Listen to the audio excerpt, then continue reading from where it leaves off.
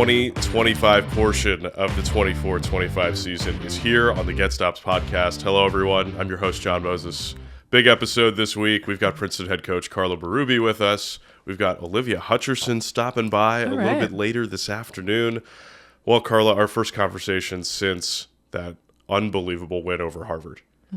I kind of want to start with that final possession, the highlight that a lot of folks have seen, Ashley Chia making that final shot. Can you tell us about setting up that play, that moment? I mean, for you, like, was Ashley Chia always the target of that play? Yeah. It was I was kind of trying to get Sky open, so I think Parker just set a little down screen for Sky to get it. No, actually, Sky was taken out of bounds. Sorry, Sky was taken out of bounds. Parker down screen for Ashley. Ashley gets it, fake handoff to Sky, and then it was just get it and kind of go with it. And actually, it was on Parker. She set that little screen for Ashley. I didn't say Parker screened for Ashley, but she just kind of turned. She was right there and clipped off Harmony, and got that open look. Anything going left for Ashley is really good. She's a great pull-up jump shooter and step-back jump shooter going to her left. So, and we had two shooters in the corner, so got us space pretty well. And, Ashley executed it. From where you were standing on the sideline, did you see it was going in? Yeah, you could see it. You were right on. Yeah, I mean, you never know if it's a little long, but the way it was right on target. Yeah. I mean, it's great that you mentioned Parker Hill and the little element of that screen, which, wasn't implicit when in the actual play call, but her block shot on the possession before sort of sets you up. Talk a little bit about her performance in that game.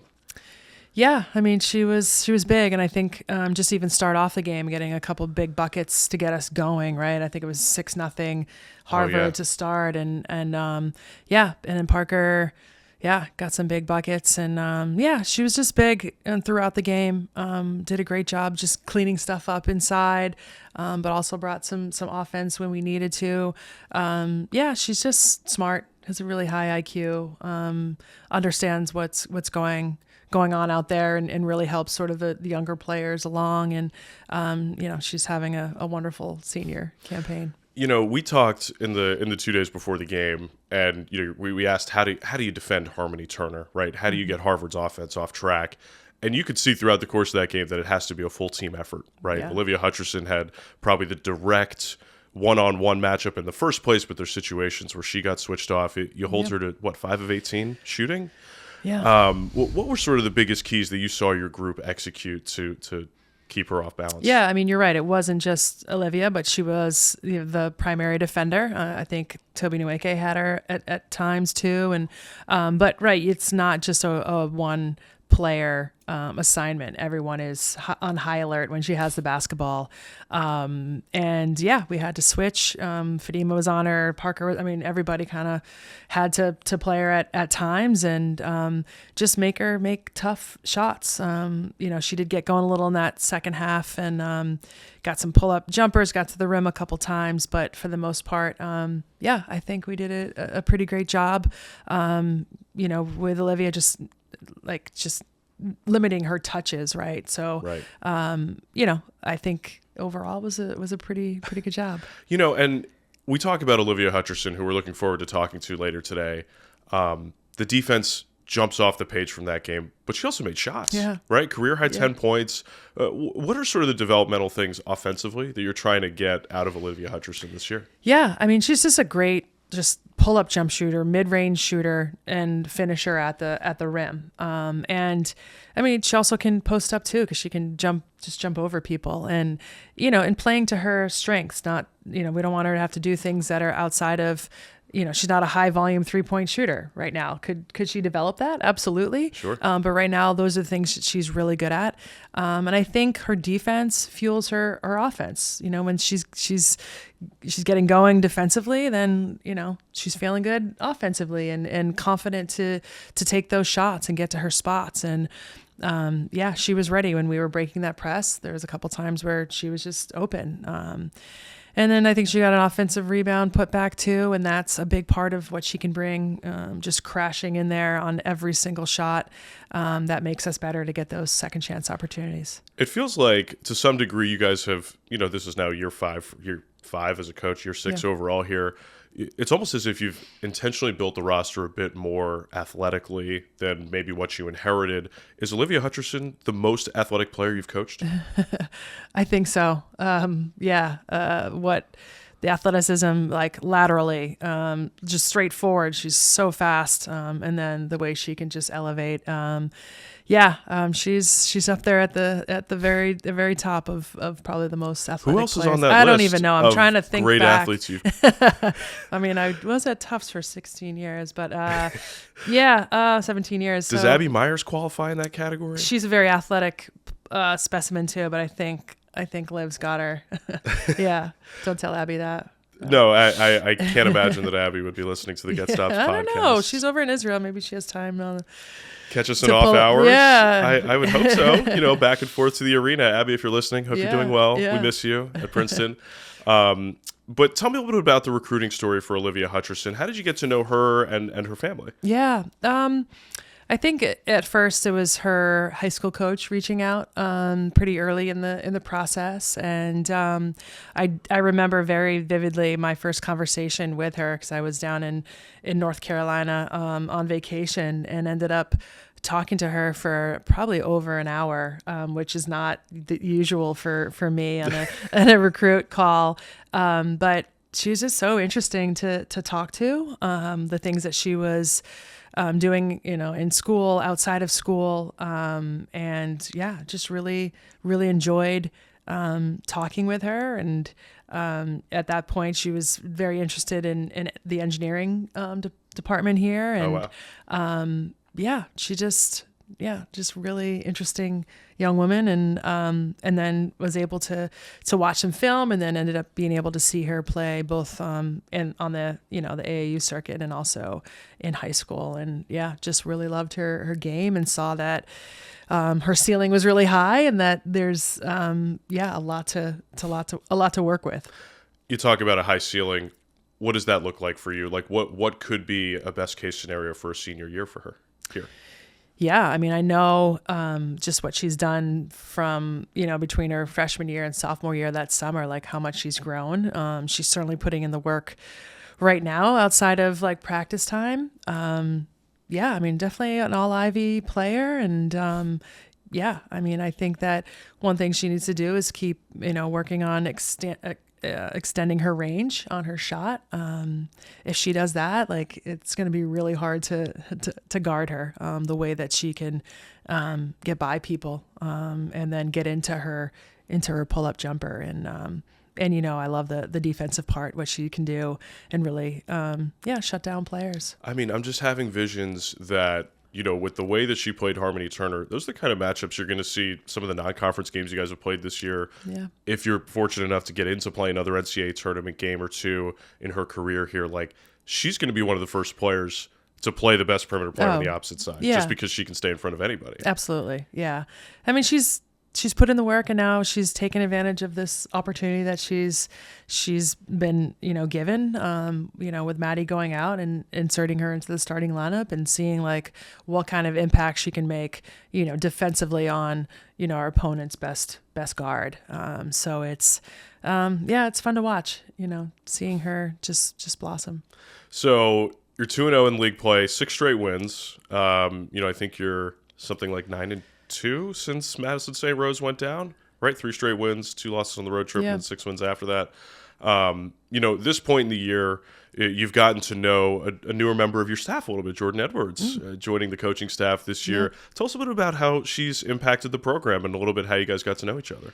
Yeah, I got to know Jordan because she was the WBCA has this mentor group, and so they put experienced coaches with younger coaches, and I had a pod of like 4 other coaches, young coaches with me, and I got to know her. She was at High Point University as their director of operations, and really wanted to get into coaching, and I just really liked her vibe and the questions that she asked, and just really enjoyed her. And then when TJo left in the spring to go to University of Albany, which was her alma mater, first call I made was to Jordan. Really? And yeah. The very first? Yeah, one of the first calls, and asked her if she was interested in this position, and she was, and got to talk to her head coach at High Point, and she had great things to say about her, and had her come up and meet with me and my staff and the team, and the team loved her. She just right away made great connections, and I think she has a great basketball IQ, and she's like just hit the ground running with scouting and just on court skill development, and dealing with me and the rest of my staff is not easy, and she's just doing it seamlessly, and she's been awesome. So it's been a great addition, to our staff. What are some of the skills that she has adapted developing? Yeah, I mean, so on the court, she's a great point guard, but also a great shooter too. And so she's taken some of our younger players in our backcourt under her wing, just talking about what, to be seeing out there. It's kind of nice. Both, Lauren Dillon and Jordan are both point guards, and seeing, they both see the floor and understand what's going on out there. And with that, as well as, she's learning the ropes with watching film and what to be looking for, and all of a sudden, now through the non-conference schedule, and she's actually got the Dartmouth scout, like she gets it and knows what to be looking for, and so she's skilled in a lot of ways. So lucky to have her on board. Upstart Dartmouth coming in this weekend. Linda yeah. Simino, she's a program builder. Yeah, right? Love it. Everywhere she goes, it takes a year or two, and they figure it out. Yeah. What does Dartmouth do well? What challenges do they pose for you this weekend? Honestly, they are tough. They're scrappy. They play aggressively. They're tough on defense. They are deliberate and just committed to the offense that they're running and what they're looking for. I also see just their players with a lot of confidence. The way that Paige is playing now, just really great with the basketball. But also she's got a couple first years in there in the starting lineup that are really good and playing really great basketball. So we're not surprised. We know Linda, and really happy she's in the league and really elevating Dartmouth's program. It's really nice to see, right, that that the building blocks are there. This is going to turn out to be a big weekend. Yeah. Right? Oh, yeah. You roll into Martin Luther King Day, quick turnaround. It almost feels like an old school Ivy League weekend. Right. Where you're going to play 2 games in 3 days, where it used to be back-to-backs. Yeah. And it's Columbia on Monday. Oh, we're playing them on Monday? I heard. That's what the schedule says. Okay. Yeah, I mean, huge weekend. Both those teams are undefeated in the league, and so we know, what's in front of us. And we've worked on both teams this week. You can't leave, your second game, of the weekend just one day. You've really got to prepare early in the week, and but now we are solely focused on Dartmouth and making sure we're ready for that game. Yeah, I caught you right out of practice today, the 2 days before the game. I guess that's hard as a coach to compartmentalize a little bit, right? Like, how much brain energy do you feel like you can spend on the opponent coming up on Monday? Yeah. You gotta do both. And I think it's what we've always done. It's always what I've done. The NESCAC was the same way as the Ivy League. Is like, you have to prepare for 2 teams, and you've got to start with the second game early in the week, and then you move forward to the first game later in the week, so that you're ready for that first game, and then you go back. I didn't realize the NESCAC scheduling was so similar. Always Friday, Saturday. Wow. Okay. So it was really like nothing new, nothing unfamiliar to you. Yeah. Wow. The games were like 7 p.m. and 3 p.m. So it was even like you didn't have smaller window of time to bounce back. I remember a few of those Ivy League weekends before the schedule format changed a few years ago, where it would be like you'd play 6 o'clock Friday night and then 5. We're doing it. We're doing it in a couple weeks, right? We go. That's right. We go to for Yale Brown. So there's a couple of them still. I think less of them is the right approach. I will say that, like, I'm sure there are folks in the Ivy League office that sometimes hear clips from this podcast. The scheduling format is much better now. Well done all around. Yeah. Seriously. And they've worked really hard at it. Yeah, no, and it's not easy, right? Because you're balancing so much between travel and student athletes, right? Yeah. I think that's something that gets lost in collegiate athletics. Yeah. In our day and age, that right, Ivy League athletes, like that's the number one thing. Yeah. Students. Yeah. Right. It is the number one. Yeah. Well, you are the number one guest on this week's episode of the Get Stops podcast. Great. We are presented by Ariel Investments. Carla, great to visit. Yeah. We'll Thanks, do it again John. soon. All right. Sounds good. Talk to you soon. Coming up next, we'll sit down with Olivia Hutcherson on the Get Stops podcast. This is our promise: to protect your heart in every way we can, to give you a better quality of life and more time with your loved ones, to be your most trusted source for innovative heart surgery and procedures, and to bring nationally renowned care to every heart in every community. At RWJ Barnabas Health, our hearts beat for you.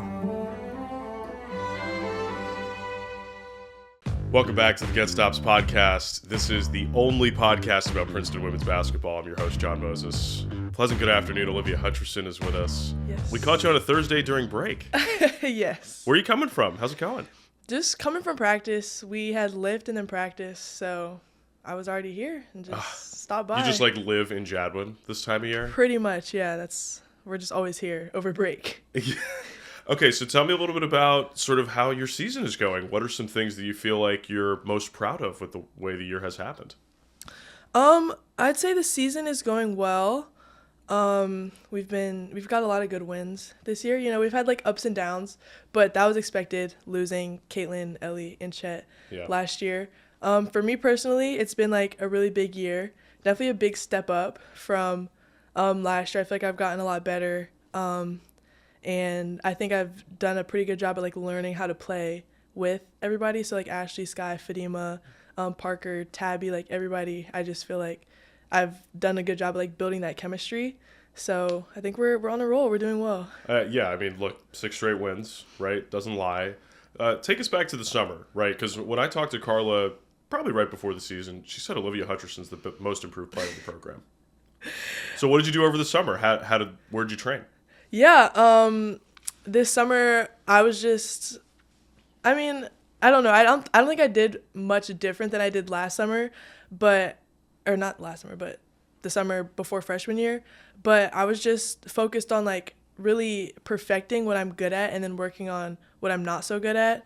So I did a lot of speed and agility, working on like lateral quickness, so helpful for defense, and then lots of shooting.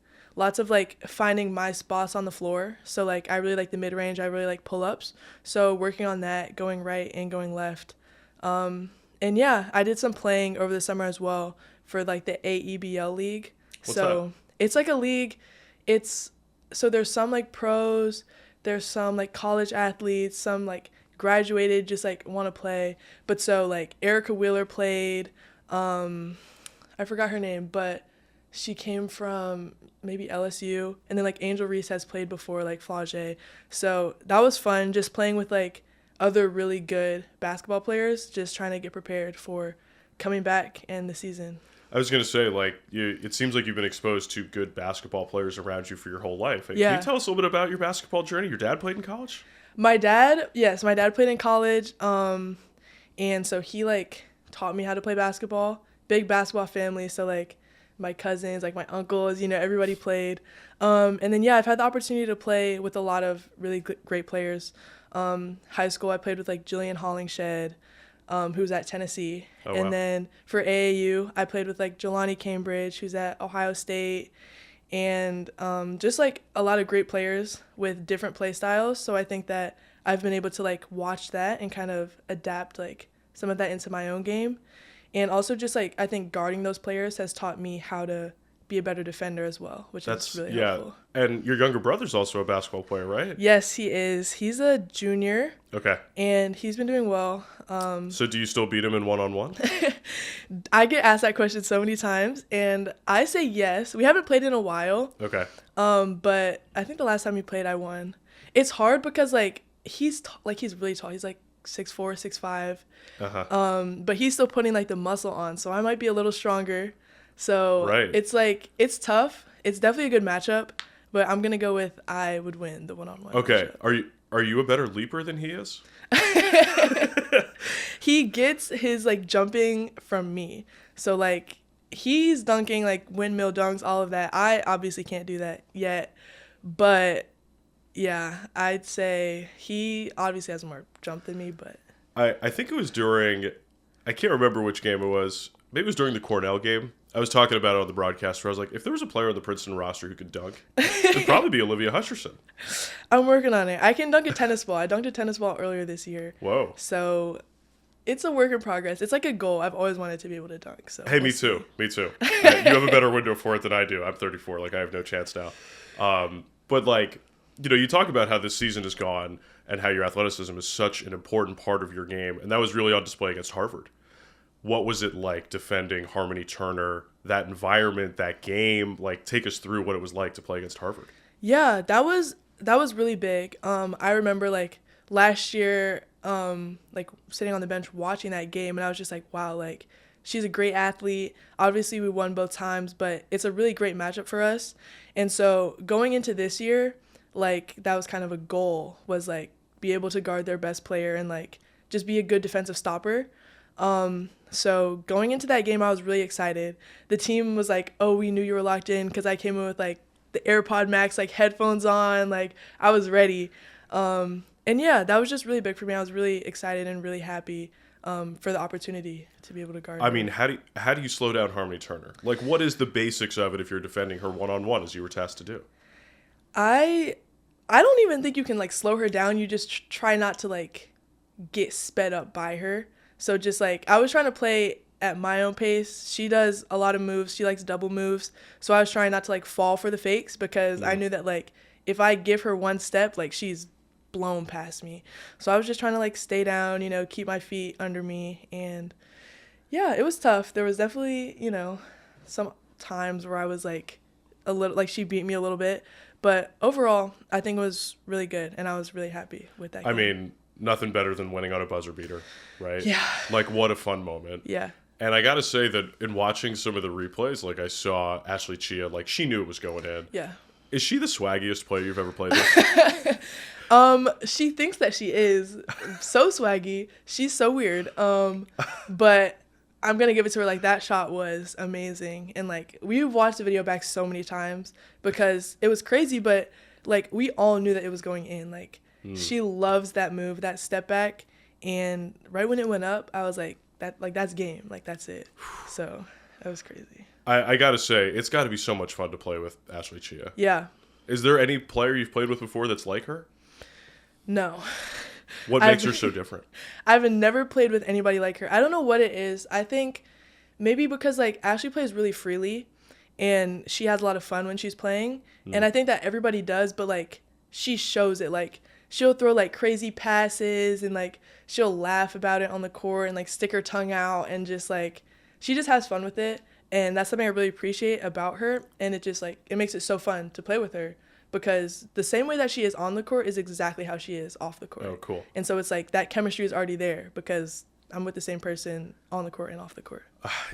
Both of you have just taken huge steps from your first campaign to your sophomore campaign. I mean, when you looked back on your first year, right, you played, I don't know, a handful of games, maybe less than 30 or 40 minutes for the whole year. What were sort of the lessons that you took away from year one of college basketball? Ooh, good question. The lessons that I took away, just, like, kind of go with it.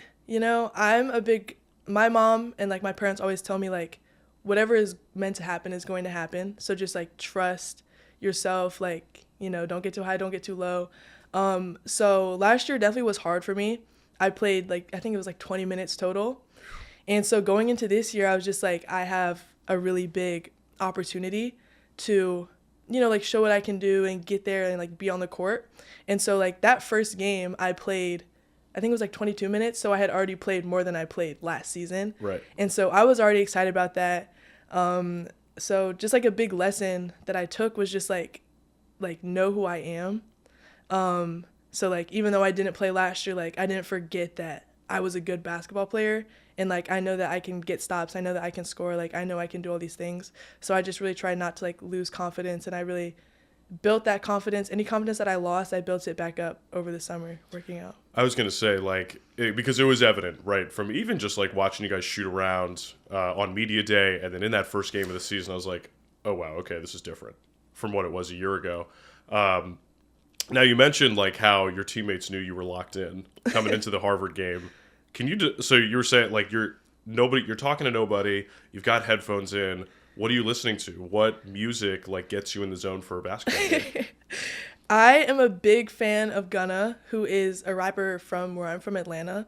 And so I woke up I woke up that morning and I was excited. Like, I knew I had to be focused. So I put my headphones on, rode my bike over here, and I just kept them on, going in the locker room, like changing for shoot around. And it was just like Gunna, like on repeat, like all same tracks? Not the same song, but like just like going through his albums. And yeah, that just really gets me focused, fired up, because I know like all the words, so I'm just singing to myself. Yeah. And then like eventually I took the headphones off and like talked to the team, and we just talked about the game plan. But originally, like, I was just listening to Gunna, focused. Amazing. I have not listened to a whole lot of Gunna. I'm sure I've heard a few of his songs. But, like, tell me, why does music hold such a big place in your life? It seems like it does. I have no idea. I don't know. I've always been a fan. Being from Atlanta, like, you hear Lil Baby, you hear Gunna everywhere. And so, like, I've been hearing his songs since I was in, like, middle school. And then, I don't know, I just, like, the beats, they're, like, it's not too hype, but it's not, like, R&B, like, too calm. So it's just, like, a steady beat, and I really like it. And then it helps me. Are you holding down the pregame playlist these days? Because I have gotten comments that it's a very good one at Princeton. I have given some suggestions. Any Gunna songs on the playlist were definitely me. Okay. But yeah, our playlist is really good. There's a lot of people on our team with like good music taste, so I think it's kind of a good Who else collection. has a good music taste? I'd say I don't know about everybody, but I like Adora's music taste. I like Sky's. I like Taylor's. I like Ashley's sometimes. She loses me a little bit, but for the most part, her music is pretty good. So yeah, I think that our pregame playlist is a good collection of like everybody's personalities and music tastes in one. And it's great that we talk about that, the sort of collaborative effort of you and your teammates, because I have some questions about this. Like, oh boy, which of your teammates would you want to take a 5-hour road trip with?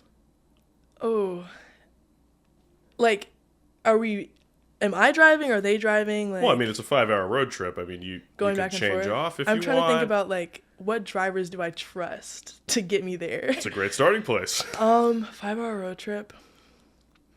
I think I'd probably go with Taylor. I know Tay's a good driver because I've ridden with her. Okay. So I trust that, like, if I need to take a nap, fall asleep, like, I'd be safe. But also our music taste is similar. We like similar foods, so I think we can make it like a fun What's the snacks? thing. What's the snack combination between you and Taylor, then? Me and Tay love Takis and cream cheese, which is a hot take. A lot of people haven't tried it. It's so good. What? So maybe some of that, some white cheddar Cheez-Its.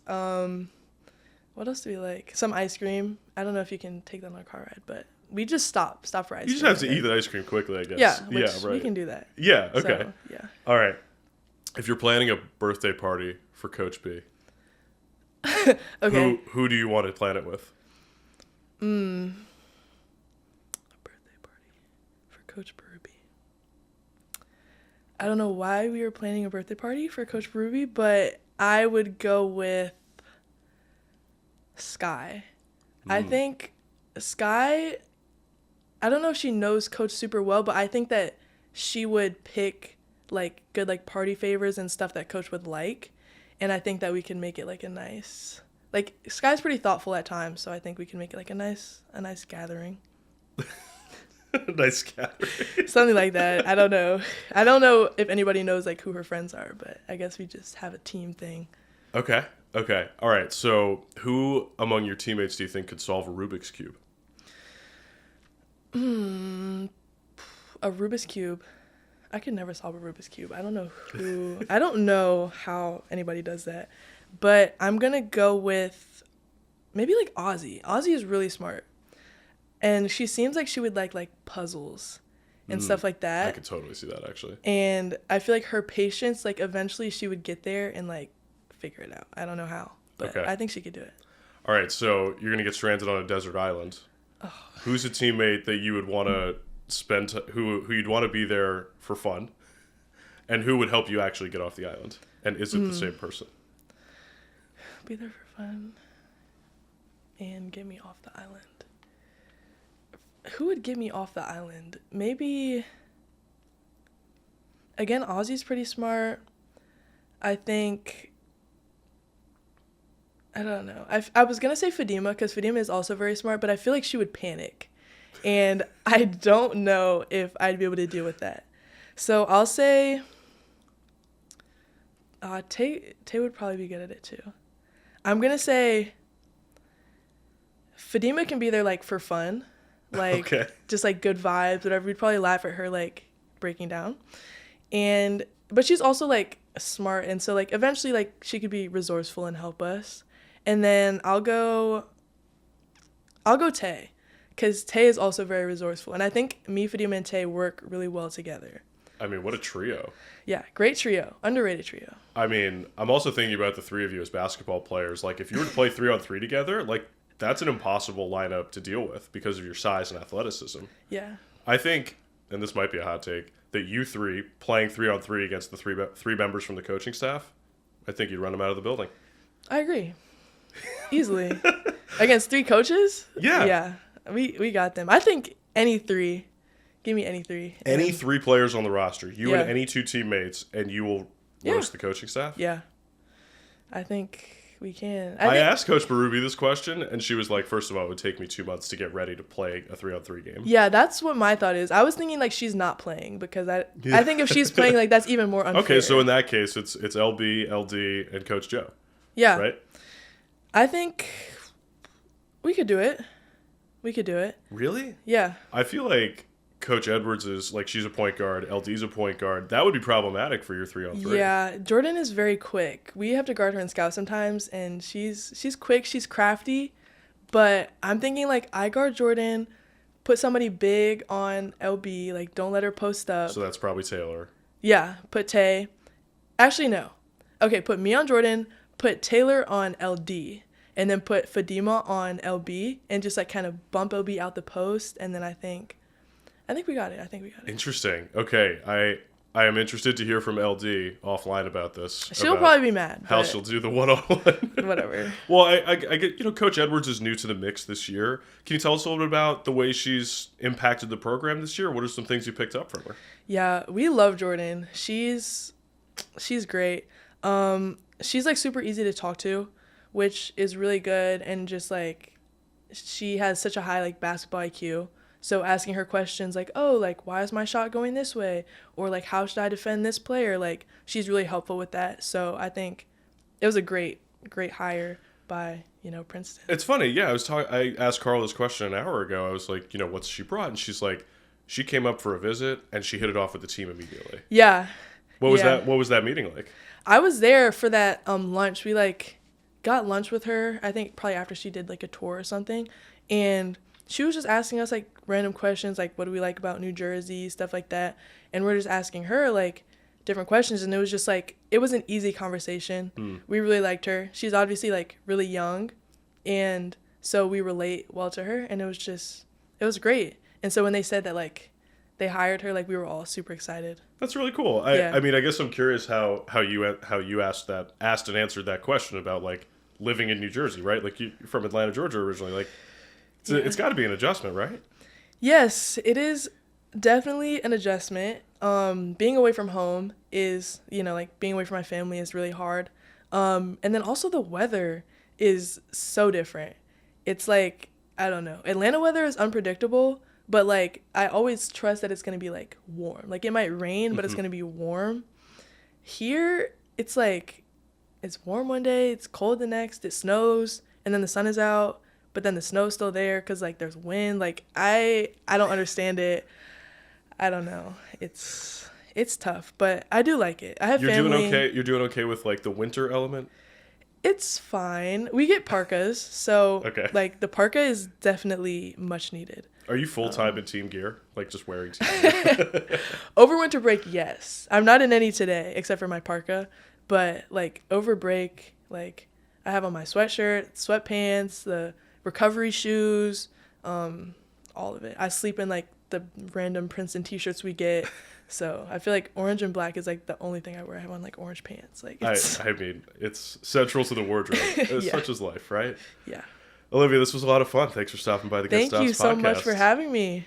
We'll be back with more coming up soon. Tigers, big weekend coming up at Dartmouth, home against Dartmouth, at Columbia. Goodness, big games. Definitely big ones, yeah. We're excited. Can't wait to watch you out there. Thank you. We'll be back with more on the Get Stops podcast.